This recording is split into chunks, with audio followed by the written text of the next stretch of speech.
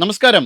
ഇറാനിലേക്ക് ഇസ്രായേലും അമേരിക്കയും നടത്തുന്ന സംയുക്തമായ ആക്രമണം അത് അവിടെ നിൽക്കും എന്ന് തോന്നുന്നില്ല. ഇനി അത് അടുത്ത റഷ്യയിലേക്ക് ബാധിക്കാൻ പോവുകയാണ്. അതായത് അമേരിക്ക ഉക്രൈന് മൗനാനുവാദം കൃത്യമായ രീതിയിൽ അനുവാദം നൽകിക്കഴിഞ്ഞു. ഇനി റഷ്യയ്ക്ക് ഉള്ളിലേക്ക് കയറി അടിക്കാൻ ഈ അടുത്ത സമയത്ത് UN ജനറൽ അസംബ്ലിയിൽ ട്രംപ് പോകുമ്പോൾ സെലൻസ്കിയെ നേരിട്ട് കണ്ട ഈ കാര്യം അറിയിക്കുകയും ചെയ്തു. അവർക്ക് ടോം ഹോക്ക് മിസൈലുകൾ കൈമാറാം എന്ന് പറഞ്ഞു. നിങ്ങൾക്ക് യഥേഷ്ടം റഷ്യയിലേക്ക് കയറി അടിക്കാമെന്നാണ് പറഞ്ഞിരിക്കുന്നത്. അതായത് ഈ യുദ്ധം ഇവിടെ അവസാനിക്കുന്നില്ല, അതൊരു ചെയിൻ റിയാക്ഷൻ പോലെ ലോകത്തിൽ ആകമാനം ബാധിക്കാൻ ഇടയുണ്ട് എന്നുള്ള രീതിയിലുള്ള വാർത്തകളാണ് ഇപ്പോൾ ലഭ്യമാകുന്നത്. ഇറാനിലേക്ക് ഇപ്പോൾ അമേരിക്കയും ഇസ്രായേലും നടത്തുന്ന ആക്രമണത്തെ നമുക്ക് പൂർണ്ണമായും അത് തെറ്റാണ് എന്ന് പറഞ്ഞ് തള്ളിക്കളയാൻ പറ്റില്ല. കാരണം ഇറാൻ്റെ ഇപ്പോഴത്തെ ഖമേനിയൻ സർക്കാരിന് അവരുടേതായ ഒരുപാട് പ്രശ്നങ്ങളുണ്ട്. അവിടുത്തെ സാധാരണക്കാരുടെ സ്വാതന്ത്ര്യത്തെ വലിയ രീതിയിൽ വരിഞ്ഞു മുറുക്കിക്കൊണ്ടാണ് ഇവർ ഭരണം നടത്തിയിരുന്നത്. അവരുടെ ജനാധിപത്യപരമായ സ്വാതന്ത്ര്യത്തെ, അവരുടെ ദൈനംദിനമായ ജീവിതത്തെ പോലും വലിയ രീതിയിൽ ബുദ്ധിമുട്ടിൽ ആക്കിയിട്ടുണ്ട്.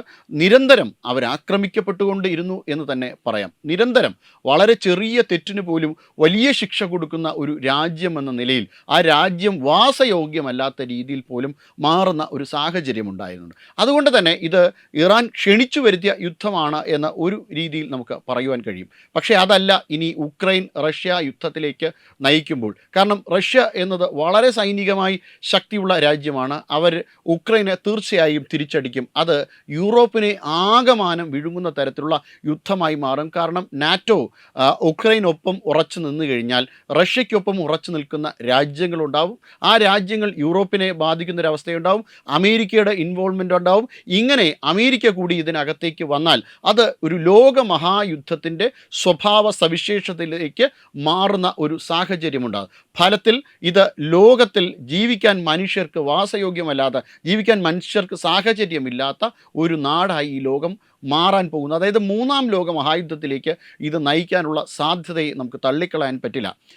അമേരിക്ക ട്രംപ് ഭരിക്കുന്നിടത്തോളം സമയം ഈ രീതിയിലുള്ള പ്രശ്നങ്ങളൊക്കെയും ഉണ്ടാകാനുള്ള സാധ്യത വളരെ കൂടുതലാണ്. അതുകൊണ്ടാണ് ഭാരതം ഈ വിഷയത്തിൽ വളരെ അവധാനതയോടുകൂടി ഇടപെടുന്നത്. അതായത് ഇറാനോടൊപ്പമോ അല്ലെങ്കിൽ ഇസ്രായേലിനോ അമേരിക്കയ്ക്കോ ഒപ്പമോ ഒന്നും നിൽക്കുന്നില്ല. കാരണം ഇസ്രായേലിനെ സംബന്ധിച്ചിടത്തോളം ഇസ്രായേൽ ഭാരതത്തിൻ്റെ അടുത്ത സുഹൃത്താണ്. വളരെ കാലങ്ങളായി, അതായത് നമുക്ക് ഇസ്രായേലുമായിട്ടുള്ള ബന്ധത്തെ പൊക്കിൾക്കൊടി ബന്ധം എന്ന് പോലും പറയും. അത്ര വളരെ ആഴത്തിലുള്ളൊരു ബന്ധമാണ് ഇസ്രായേലുമായിട്ട് ഉള്ളത്. അതോടൊപ്പം തന്നെ ഇറാനും നല്ല സുഹൃത്താണ് ഭാരതത്തെ സംബന്ധിച്ചിടത്തോളം. ഭാരതം കാശ് മുടക്കി ഉണ്ടാക്കിയ പോർട്ട് അവിടെ കിടപ്പുണ്ട്, ചഹബാർ പോർട്ട്. ഭാരതത്തിന് യൂറോപ്പുമായിട്ടും സെൻട്രൽ ഏഷ്യയുമായിട്ടും ലോകത്തിൻ്റെ പല ഭാഗങ്ങളുമായിട്ടുള്ളൊരു ബന്ധത്തിൻ്റെ ഏറ്റവും പ്രധാനപ്പെട്ട കണ്ണിയും കൂടെയാണ് ഈ ചഹബാർ പോർട്ട്. അപ്പോൾ അത്തരത്തിൽ ഭാരതത്തിൻ്റെ ഉറ്റ സുഹൃത്താണ്. ഭാരതവും ഇറാനുമായിട്ടുള്ള ഒരു ബന്ധമെന്ന് പറയുന്നത് അത് രൂപയിൽ പോലുമാണ് അവിടെ നിന്ന് എണ്ണ വാങ്ങുന്നതും ഓയിൽ വാങ്ങുന്നതും രൂപ വച്ചിട്ടാണ്, അതല്ലാതെ ഡോളർ വച്ചിട്ടല്ല. അങ്ങനെ വളരെ അടുത്ത സൗഹൃദമുള്ള ഇറാൻ ഒരു ഭാഗത്ത്, അതേപോലെ തന്നെ അതിനേക്കാൾ വലിയ സൗഹൃദമുള്ള ഇസ്രായേൽ മറ്റൊരു ഭാഗത്ത്. ഭാരതം ഏറെ അവധാനതയോടുകൂടിയാണ് ഈ വിഷയത്തെ കാണുന്നത്. അതോടൊപ്പം തന്നെ ഇത് മറ്റൊരു ലോക യുദ്ധത്തിലേക്കും, ഈ യുദ്ധം ഇവിടെയൊന്നും അവസാനിക്കാൻ പോകുന്നില്ല എന്ന് ട്രംപിൻ്റെ ഉള്ളിലിരിപ്പ് കൃത്യമായി മനസ്സിലാക്കിയ ആൾ തന്നെയാണ് നരേന്ദ്രമോദി. കുറച്ച് നാളുകൾക്ക് മുന്നേ ഭാരതത്തിന് നേരെ തിരിഞ്ഞതൊന്നും ഭാരതം മറന്നിട്ടുമില്ല. അനാവശ്യമായി ഭാരതത്തിനെതിരെ താരിഫ് ചുമത്തിക്കൊണ്ട് ഭാരതത്തിനെതിരെ ഒരു യുദ്ധം നടത്തുന്ന ഒരു രീതിയുണ്ട്. ഒരു സാമ്പത്തികമായ യുദ്ധം, ഉപരോധം എന്നൊക്കെ പറയാവുന്ന തരത്തിൽ ഭാരതത്തിനോടൊരു സമീപനം സ്വീകരിച്ചിരുന്നു അമേരിക്ക. അതും ട്രംപിൻ്റെ വാശിപ്പുറത്താണ് ചെയ്തത്. ഇതൊക്കെയും അമേരിക്കയിൽ തന്നെ ചോദ്യം ചെയ്യപ്പെടുന്ന ഒരു സാഹചര്യമുണ്ടായി. അമേരിക്കൻ സുപ്രീം കോടതി തന്നെ ട്രംപിൻ്റെ പോക്ക് അത്ര ശരിയല്ല എന്ന് പറയുന്ന ഒരു സാഹചര്യം പോലും ഉണ്ടായിട്ടുണ്ട്. അതായത് ട്രംപിനെ കൃത്യമായ രീതിയിൽ തന്നെ നിരീക്ഷിക്കുകയും ട്രംപിനെതിരെ ശിക്ഷാ നടപടി എന്ന നിലയിലുള്ള വിധികൾ പുറപ്പെടുവിക്കുകയും ചെയ്തു. അഭിപ്രായങ്ങളുണ്ടായി. ട്രംപ് ഇതിനെതിരെ തിരിച്ചടിക്കുകയും ചെയ്തു.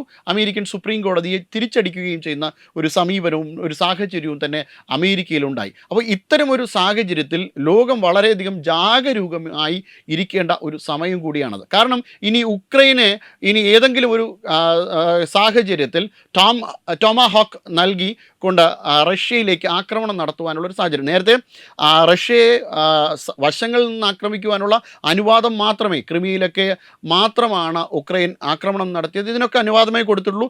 ഒരു സാഹചര്യത്തിൽ റഷ്യയുടെ മിലിറ്ററിയെ ഉക്രൈൻ ആക്രമിച്ചപ്പോൾ പോലും അമേരിക്ക എതിർക്കുന്നൊരു സാഹചര്യമുണ്ടായി. അപ്പോൾ അങ്ങനെ ഒരു രാജ്യമാണ് ഇപ്പോൾ വളരെ വലിയ രീതിയിൽ ഒരു അനുവാദം തന്നെ നൽകിയിരിക്കുന്നത് റഷ്യയ്ക്കുള്ളിലേക്ക് കയറി ആക്രമിക്കുവാൻ. ഇതൊരിക്കലും ഈ ലോക സാഹചര്യത്തെ നല്ല രീതിയിൽ മുന്നോട്ട് കൊണ്ടുപോകുന്ന ഒരു അഭിപ്രായമോ ഒരു അനുവാദമോ അല്ല.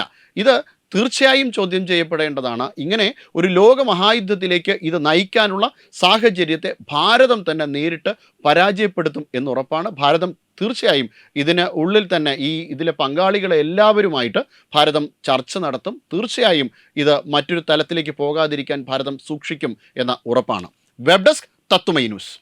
Brought you by Kerala AIDS control society. HIV AIDS സംബന്ധമായ സംശയങ്ങൾക്ക് 1097 എന്ന 24 മണിക്കൂറും പ്രവർത്തിക്കുന്ന ടോൾ ഫ്രീ നമ്പറിലേക്ക് വിളിക്കുക. വാട്സാപ്പിലും ഫേസ്ബുക്കിലും ഒക്കെ സ്റ്റാറ്റസ് അപ്ഡേറ്റ് ചെയ്യാറുണ്ടല്ലോ, HIV സ്റ്റാറ്റസോ. HIV പിടിപെടാനുള്ള സാഹചര്യങ്ങളിൽ കൂടി അറിഞ്ഞോ അറിയാതെയോ കടന്നു പോയിട്ടുണ്ടാവാം. എന്ത് തന്നെയായാലും മുൻകൂട്ടി പരിശോധിച്ച് HIV സ്റ്റാറ്റസ് അറിയൂ. സൗജന്യ HIV പരിശോധനയും കൗൺസിലിങ്ങും ആരോഗ്യ കേന്ദ്രങ്ങളിൽ പ്രവർത്തിക്കുന്ന ICTC അഥവാ ജ്യോതിസ് കേന്ദ്രങ്ങളെ സമീപിക്കുക. നിങ്ങളുടെ സ്റ്റാറ്റസ് എന്തായാലും വിവരങ്ങൾ രഹസ്യമായി സൂക്ഷിക്കുന്നതായിരിക്കും.